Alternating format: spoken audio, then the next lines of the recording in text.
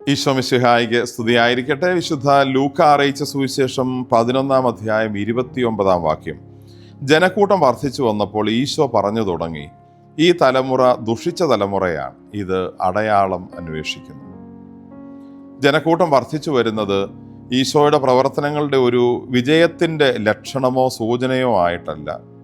ഒരുപക്ഷെ ശരിയായ രീതിയിൽ മനസ്സിലാക്കാതെ ഉപരിപ്ലവമായ ചില കാര്യങ്ങളിലേക്ക് മാത്രം ശ്രദ്ധ പോയി അതിൽ മാത്രം ആകൃഷ്ടരായി ആളുകൾ തൻ്റെ അടുത്തേക്ക് ഓടിക്കൂടുന്നു. അത് ശരിയല്ല എന്ന ഒരു അപകട രീതിയിലാണ് ഓടിക്കൂടുന്ന ജനക്കൂട്ടത്തെ കണ്ടപ്പോൾ ഈശോ ചിന്തിച്ചത്.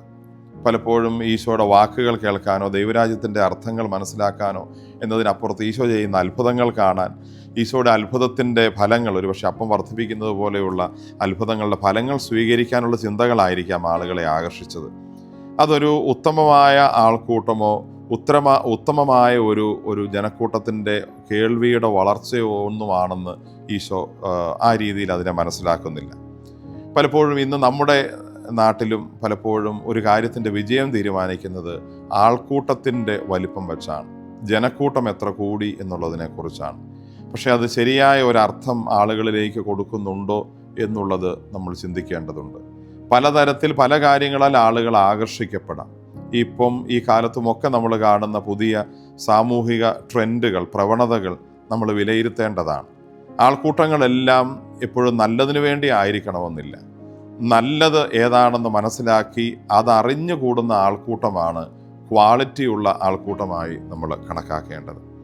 നമുക്ക് ഒറ്റ നോട്ടത്തിൽ നല്ലതാണെന്ന് തോന്നുമെങ്കിലും ചില കാര്യങ്ങൾ വർദ്ധിച്ചു വരുമ്പോൾ, അത് പണമാവാം, പ്രശസ്തിയാവാം, സൗഹൃദങ്ങളാവാം, സ്ഥാനമാനങ്ങളാവാം, അർഹത ഉള്ളതിനേക്കാൾ അല്ലെങ്കിൽ സാമാന്യം എന്നതിനേക്കാൾ ഒരു അസ്വാഭാവികമായ വളർച്ച പെട്ടെന്നുണ്ടാകുമ്പോൾ അതൊരു നേട്ടമായിട്ടല്ല, അതിനെ വളരെ ഗൗരവമായി വിശകലനം ചെയ്യേണ്ട ഒരു കാര്യമായിട്ടാണ് നമ്മൾ കണക്കാക്കേണ്ടത്.